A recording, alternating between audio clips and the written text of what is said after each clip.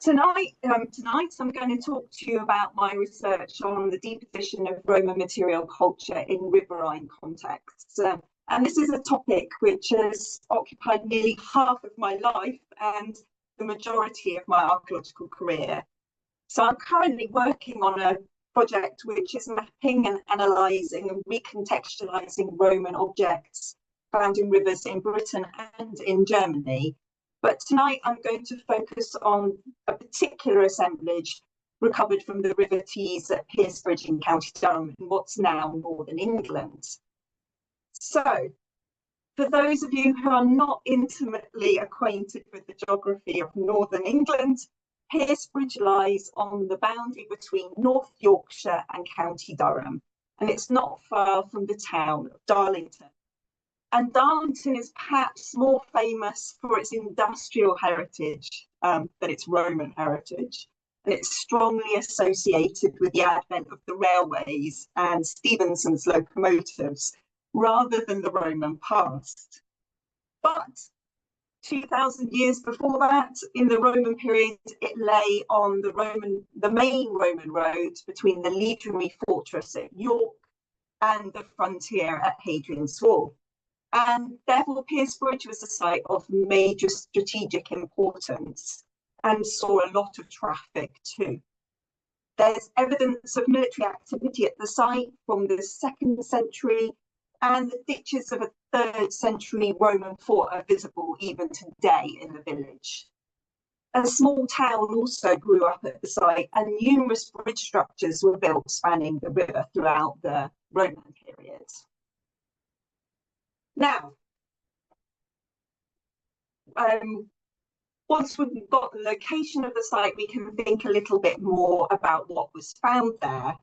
And the story of the discovery of finds in the River Tees doesn't begin with me and with the divers who I got to know back in 2003, but in the late 18th century, when the antiquarian John Cade wrote to a fellow antiquarian called Richard Goff, and he reported that a most valuable collection of Roman silver coins has this year been taken up out of the bed of the River Tees near Darlington. I had about a dozen sent to me for inspection, some of Trajan, Gordianus, Hadrian, Severus, Antoninus, Carausius, and others. And those that I saw were as perfect as if almost taken from the mint, but the treasure was dispersed into diverse hands. Now, although we can't be completely 100% certain, this letter might contain the very first mention of Roman objects being found in the River Tees at Piercebridge. Fast forward nearly 200 years later to the mid-1980s, when two divers, Bob Middlemas and Rolf Mitchinson, began diving in the River Tees. And they were working there as part of an amateur archaeological project to locate Roman bridges in the northeast. They quickly began to discover objects on the riverbed, and from about 1986 to Rolf's death in 2019, they began collecting these objects, and the actual collection of objects became the main focus of their study rather than the Roman bridges.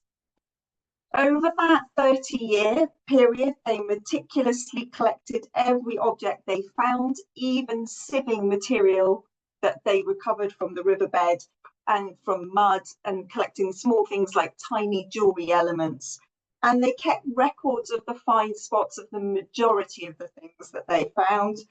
And then they stacked it in boxes in their garages until I came along in 2003 and offered to record the lot. So one of the really important things I wanted to get to grips with when I first started recording the material was where exactly it was found. And it's clear from talking to Bob and Rolf and consulting their records that the majority of objects were found clustered on the bed of the River Tees to the east of the late 3rd century fort that you can see in the image on this slide. And the objects focused on an area approximately 2 meters by 2 meters towards the middle of the river, and you can see it marked on the plan by that stacked coin icon. And they were located next to the piles of a wooden bridge. And this bridge has been radiocarbon dated with various different results spanning the 1st to 3rd century CE. And the bridge is thought to carry Deer Street over the river, so that main route from the legionary fortress at York all the way up to the frontier. And for whatever reason, it appears to have acted as the venue for depositing objects in the river. Of course, it's not altogether surprising that we might find some Roman material culture in the river at Piercebridge, as it's well known for its Roman archaeology. It's been the subject of excavation and field survey throughout the 20th century. It's just 2 kilometres to the northeast of Stanwick, the seat of the Iron Age Brigantes tribe, and it sits on the main Roman road, as I've said, running from York to the frontier. Most of the archaeological research at Piercebridge has really been focused on trying to locate the Flavian fort, which is long thought to have secured the river crossing at Piercebridge. And there were forts at other sites at river crossings at Catterick, Winchester and Corbridge of Flavian date in similar locations.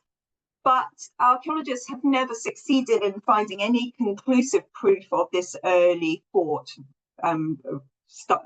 dating from the sort of period of conquest and expansion into northern Britain. We do know that there was a small town, extensive small town in Toftsfield, as you can see on this plan, and that there was pottery kilns producing pottery for the Roman army there in the 1st century CE. And this settlement quickly developed into what would become a small town, taking full advantage of the river crossing. The military occupation of the site, or more official military occupation of the site, seems to come a little bit later. And that is indicated not by structures as such, but by a sudden increase in the quantity and quality of material culture and activity at the site, covering areas both to the north and south of the river. And as the very late 2nd and early 3rd century witnessed a lot of military activity in the region related to the Severn campaigns, it's patched during this period that a stone bridge was built to the east, probably under military direction. While there's clear military activity at the site in the late 2nd, early 3rd century, it's not completely clear where those soldiers were housed, as the stratigraphy and dating of occupation in the area of the fort is very complicated. The existing fort defences are thought to have been constructed around the late 3rd century, so from around 260 to 280, although there's considerable debate about that, and some scholars argue for an early 3rd century date.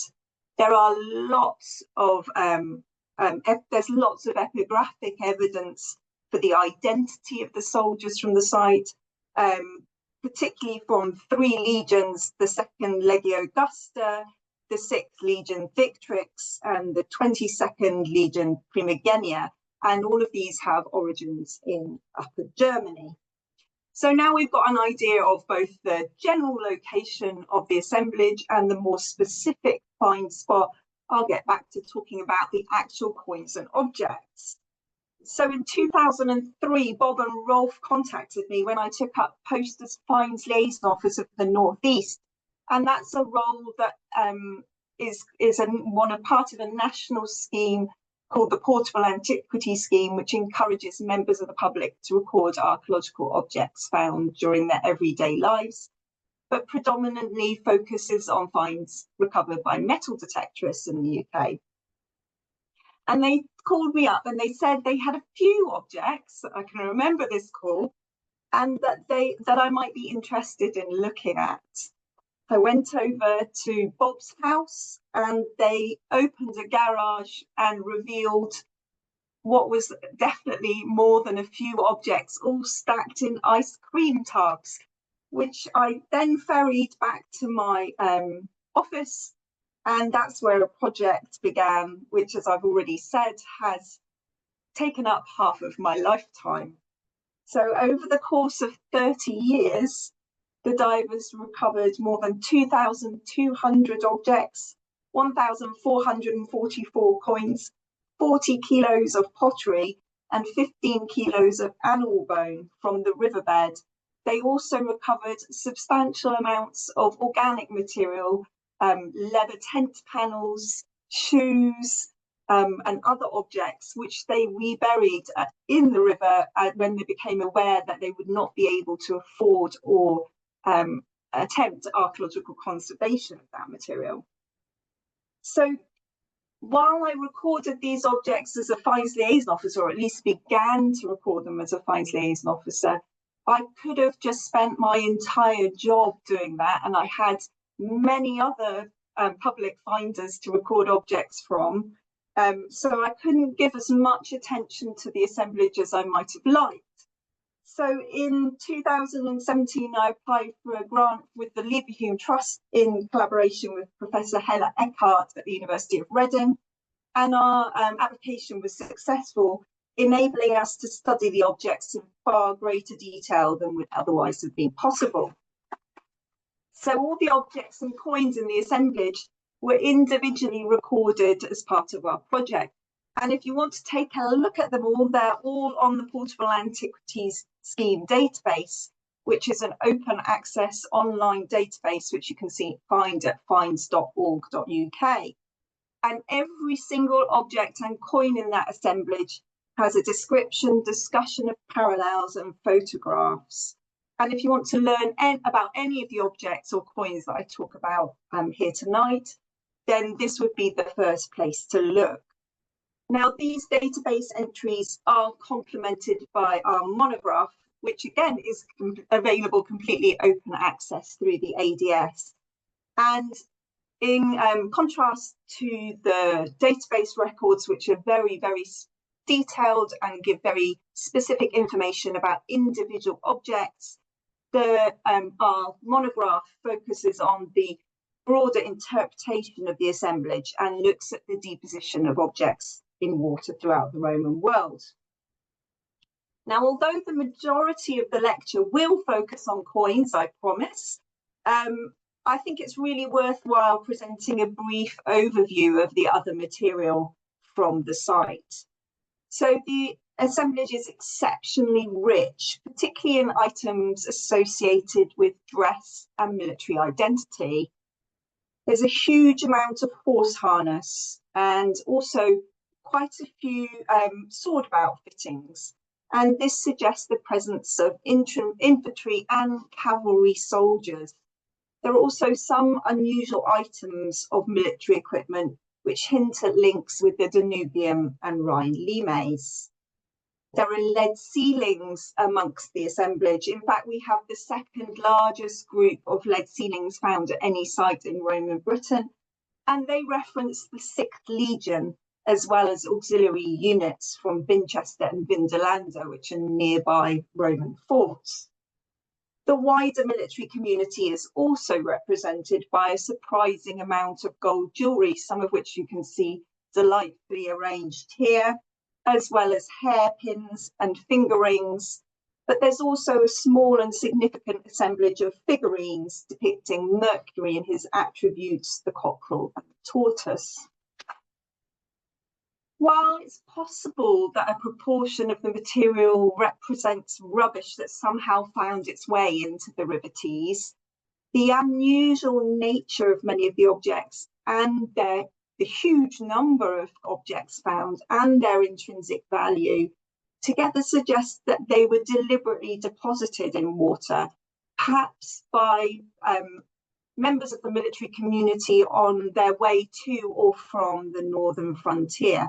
So crossing the River Tees marked a point where it was necessary to talk to the gods and ask for their help. So, looking at the coins, detailed analysis of the coin assemblage has really contributed not only to our understanding of the dating of activity, but also helped us to arrive at the idea that the assemblage was deliberately deposited on the riverbeds. Due to anaerobic conditions in the river, the majority of coins in the assemblage are remarkably well preserved.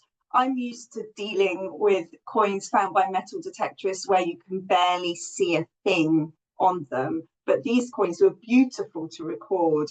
And as a result, it was possible to assign 1,294 of the coins to individual Rees periods and the remainder to broader periods of issue. In case you're not familiar with Rees periods, which I'm sure you probably all are, Rees periods divide the Roman period into 21 chronological periods, roughly equating to the reign of emperors. So Rees period 1 is the Republican period before the emperors get going. Rees period 7, the reign of Antoninus Pius. 10, the Severan period. 21, the end of coin supply to Britain in 395 to 402. Now, as you can see from the Rees histogram on the screen, the dates of the coins in the assemblage range from the 1st century BCE all the way through to the 5th century. And the earliest coin is a Republican denarius issued by Titus Sabinus in 89 BCE, and the latest is a clipped siliqua of Arcadius from 395 to 402, but was almost certainly clipped after 402.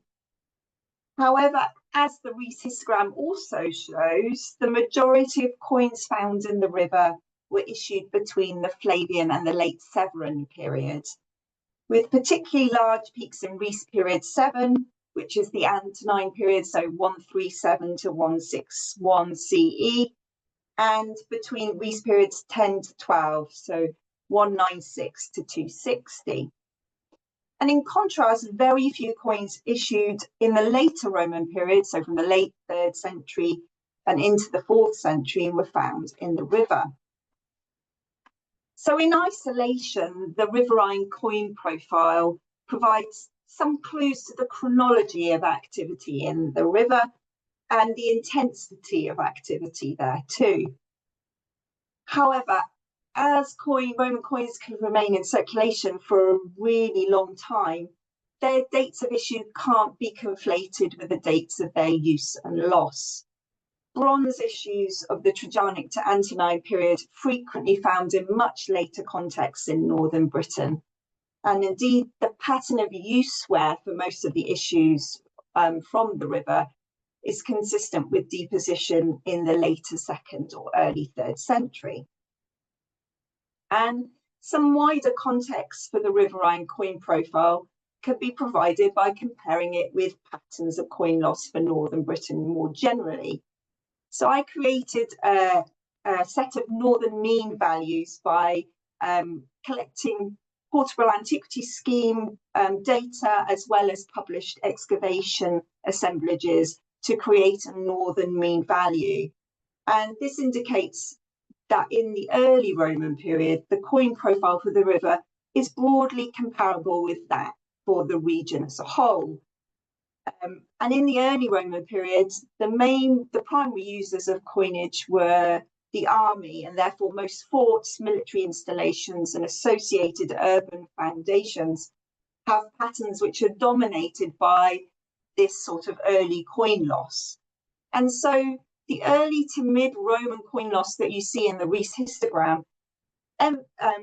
would suggest that the coin assemblage has a military or urban character in the context of northern Britain.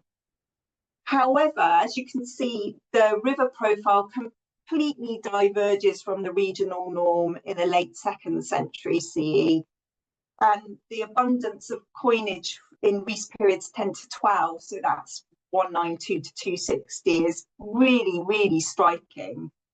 And it's tempting to link the high levels of Severan coinage, so Rees period 10 in particular, with troop mobilisations associated with Septimius Severus's campaigns in Scotland. And other northern military installations such as Vindolanda and Piercebridge, they have similar high values for the same period. However, in saying that, though their values are not of the same magnitude as those at Piercebridge, so we have to think about there must be something very unusual going on at the site to account for why so many coins in Reese period 10 and 11 are turning up in the river. It's also really instructive to look at the composition of the riverine assemblage with that of the coins recovered during excavations at Piercebridge during the 20th century, which were published by Richard Brigstock. And again, looking at those two coin profiles in comparison with each other gives weight to the hypothesis that there's something really unusual going on at the site. The lack of similarity between the two assemblages is really, really striking in that histogram.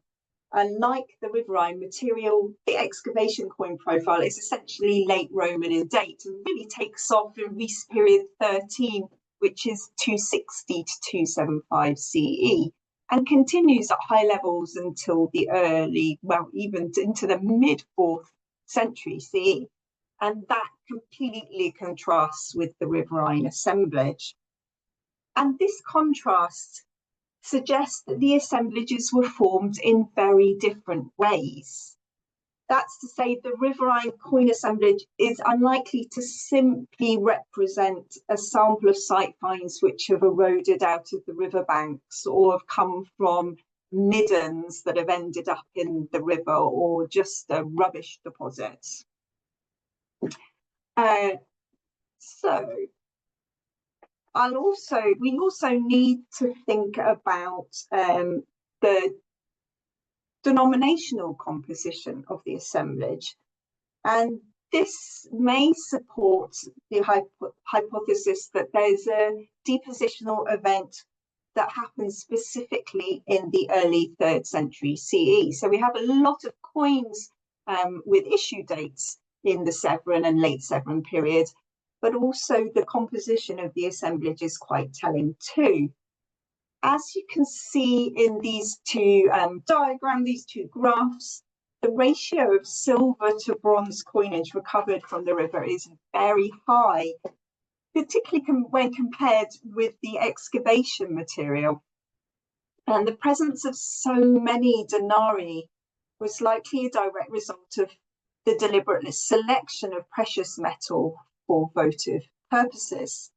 And this is something that's quite unusual in a Romano-British context. And the preference for silver might indicate something about the importance of the depositional activity at Piercebridge, as well as the status and wealth of those involved in it.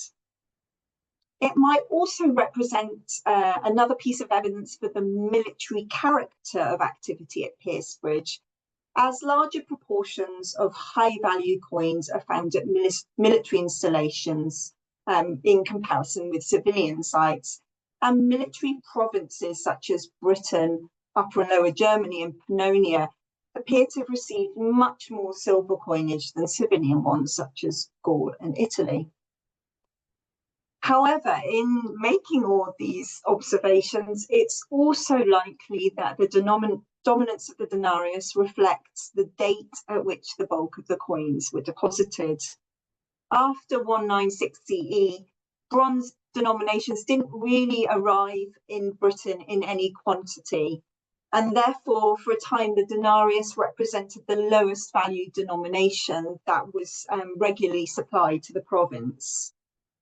And given the substantial peaks of coinage for Reese periods 10 to 12 in the riverine assemblage, the large number of denarii of all periods may simply reflect the fact that they were selected from an early to mid-3rd century circulation. There are also hints that other forms of value judgment may have affected the assemblage's composition. For example, 260 copies have been recovered from the river. As with any assemblage which spans the Roman period, There are large numbers of barbarous radiates, so from Reese period 14 to, which is 275 to 285, as well as fell temp reparatio copies from the middle of the 4th century. However, much more unusual is the clustering of copies in the period from AD 196 to 260, so again in that Reese period 10 to 12. And then counterfeit coinage makes up nearly 30% of the entire assemblage. And this can be compared again with the excavation assemblage, but only 3% of the coinage recovered were copies. Coin copies are found in great quantities in votive contexts, and particularly in comparison with other sites. And this contrast between what's found in the excavations at Piercebridge and in the Riverhulme is probably very significant for our understanding of what's happening and why these objects are ending up in the river. In Britain, large numbers of copies are known from both the Sacred Spring at Bath and Coventine as well on Hadrian's Wall.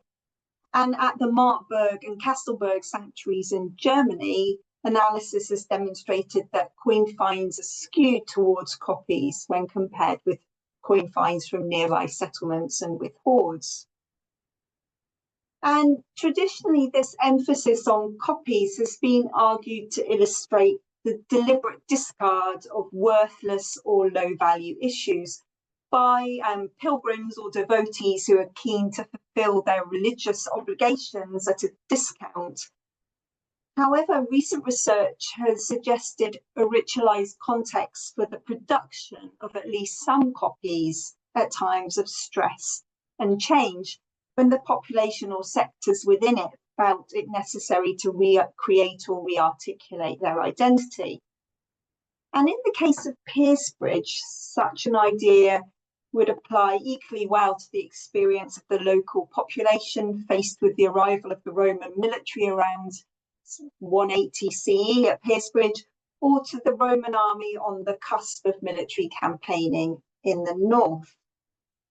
So, in addition to coin blanks, there are two very distinctive types of copies which might provide evidence for the presence of a local counterfeit mint. The first is a small group of heavily leaded counterfeit denarii, which were legible, where legible were issues of copies of issues from the 2nd and 3rd century CE. And although their size and decoration suggest they were clearly intended to imitate coins, their metallic composition and execution make it unlikely that they would have passed as official currency. Instead, the fact that they're made out of lead or have a heavily leaded composition might provide a clue to their function. So lead held a very special place in Roman ritual and magic, and its malleability making votive acts such as inscribing or bending or nailing much easier than it would if you're using official coinage. And it's notable that 11 out of the 15 examples from Piercebridge of these leaded coins have been subjected to some form of mutilation. It's therefore possible that these copies possess votive or ritual resonances and were minted locally specifically for deposition in the river. In addition to these leaded copies, we've got 10 cast copies of Antonine and Severan bronzes of a type known as limes falsa, and there's an example of one of those on the right-hand side of the slide. And limes falsa have been found in large numbers at the legionary fortress of Carnuntum and along the Danubian frontier, and they're characterized as a continental military product dating to the 230s and 240s CE. If this is the case, their presence in the river at Piercebridge may reflect the arrival of troops from the continent, and that's something which is attested epigraphically at the site. However, two quite recent finds of limes falsa, which come from the same mould at a site in Hertfordshire and reported to the Portable Antiquities Scheme, so a site in southern Britain, may suggest that at least some of these limes falsa were actually cast in Britain. And if so, might it be possible that these coins served a ritual function, were at least linked with the creation and maintenance of military identity in a ritual context? At the Sacred Spring at Bath, there were cast copies of asses of Nero to Hadrian, and these were found amongst the other assemblages, and they were assumed to be a product of a local casting mint. So these 2nd to 3rd century examples might be a continuation of that trend. We can also see the presence of some exotic issues amongst the assemblage from the river at Piercebridge. And this might also point to the deliberate deposition of objects in the river. And these exotic coins comprise 5 worn Greek or Roman provincial issues and include a bronze of Juba II of Numidia, dating between 25 BCE and AD 24, a provincial bronze of Septimius Severus. I promise you it is a provincial bronze of Septimius Severus, although that image is not very convincing of the identification. And there are also 3 very worn bronzes, which, although I could identify that were likely to be provincial bronze issues, I couldn't tell their date or their provenance. And such coins are occasionally found in large site assemblages in Roman Britain, particularly those from temple, shrine and votive deposits such as Coventine Well and the Sacred Spring at Bath.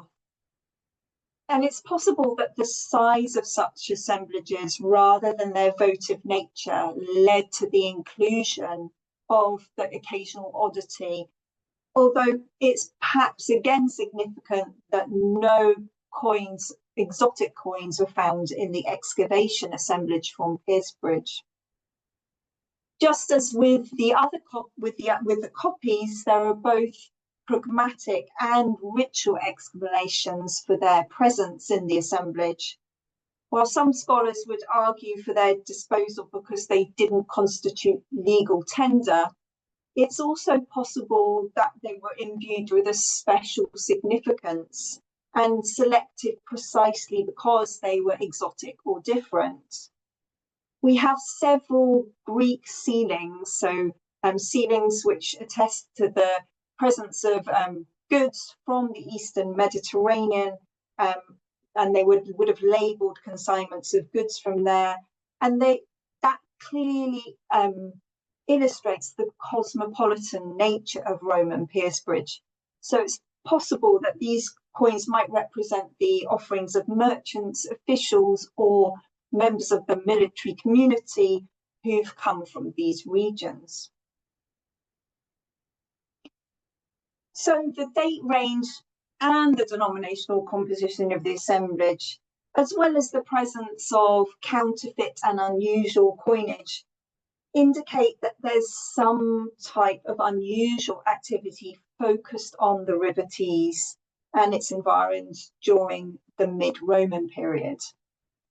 Now, the treatment of individual coins also suggests that this unusual activity is likely to have had a religious or ritual element. And mutilation is a well-documented feature of late Iron Age and early Roman coin assemblages from temple sites on the continent. And there it's been convincingly argued to have ritual significance. In Britain, it's only documented at 3 sites, and those are the Thames at the Roman London, at London Bridge, Hayling Islands, so off the coast of southern Britain, and again the Sacred Spring at Bath.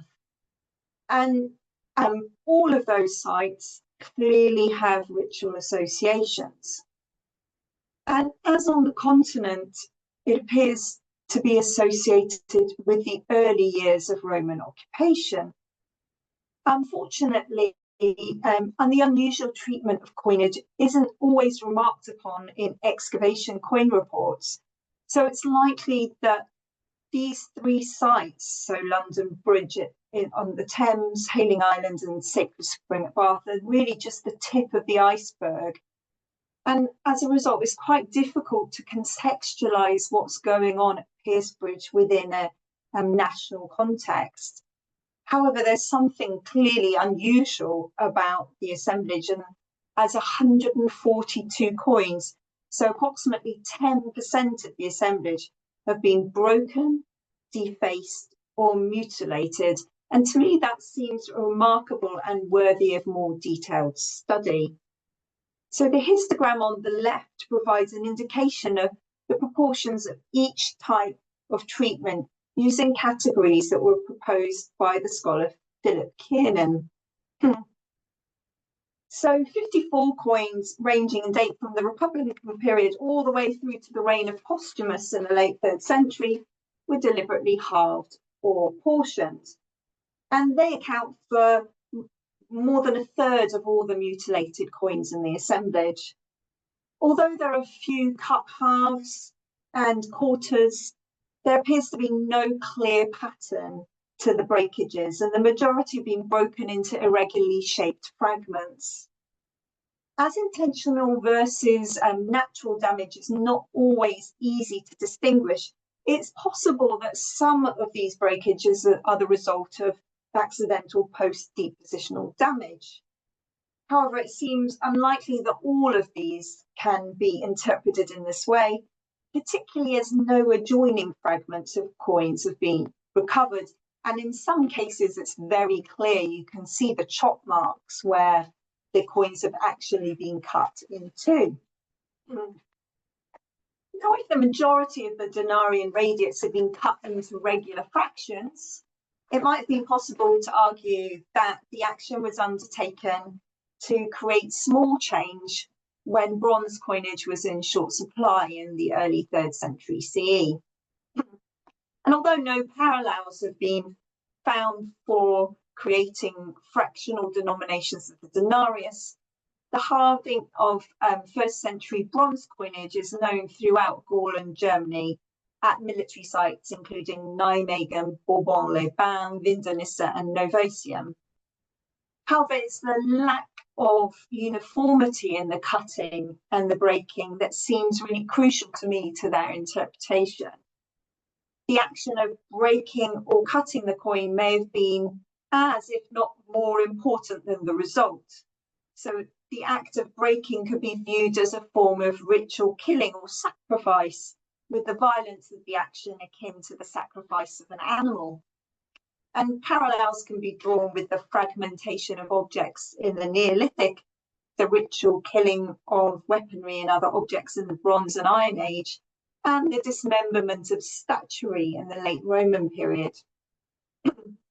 Some of the breakages could be the result of attempts to bend the coins, as there are 20 examples which show signs of having been deliberately bent, rolled or squeezed. And again, I couldn't find very many parallels for this practice either in Roman Britain or further afield in the Roman Empire. However, it's clear that bowed or crooked coins had apotropaic value in the medieval period, and this might provide some anthropological perspective on the practice. Pennies were folded in half as a common sickbed rite to ensure the welfare of the king's hawks, or to provide protection from witchcraft in medieval England. Strikingly, they were also used to both invoke and gain the intercession of a saint, and were made as offerings at pilgrimage sites following the fulfillment of a vow. So in addition to those halved and portioned and squeezed coins, there are also a small group of denarii with small semicircular notches cut out of their circumference. And again, chop or cut marks have sometimes been interpreted as attempts to test the purity of coins and to identify any plated coins. But it may be that such treatments represent ritual acts. In the majority of cases, there are 1 or 2 notches in the circumference. So like the example E on the right-hand side, that denarius of Severus Alexander. But there is a single denarius of Antoninus Pius, which possesses at least 11 separate cutouts, giving it the appearance of a Republican denarius serratus. Again, this treatment appears to be directed at the coin as an object, rather than as a targeted defacement of its obverse or reverse. And so together, these various forms of mutilation mark the coins out as different, and they may have negated their monetary value and secured their status as religious gifts. So if you've cut a coin, or you've notched it, or you've created a little cutout from the circumference, nobody else is going to be able to fish that coin out of the river and use it to buy and sell, to buy some goods in the market in Piercebridge. Now, it's worth noting, although I've focused on the coins here, that the practice of mutilation, cutting and breaking isn't restricted to just the coin assemblage from the river, but can also be observed in other classes of artefacts that were found in the River Tees, including things like jewellery, brooches, and copper alloy vessels. And that's really where I want to end this lecture. I hope it's provided us a little bit of an insight into the character of the coin assemblage from the River Tees at Piercebridge, and how its analysis can contribute to wider debates regarding the deposition of objects in riverine contexts in the Roman period more broadly. Although the composition of the assemblage is consistent with general military and urban rather than specific religious activity, the proportion of copies, the presence of unusual coin types, and the prevalence of mutilation all point to ritual or religious element to activity at the site. As has been assumed for other large assemblages of coins in watery contexts, the coins may represent the material evidence for a vow, a form of economic transaction with the gods, following the same basic rules as secular exchange. More broadly, the extra monetary powers of coinage as devotional instruments should be acknowledged, and it's possible that when deposited, these coins provided a link between the sacred and the profane, and were a means of communicating with the gods in a liminal zone.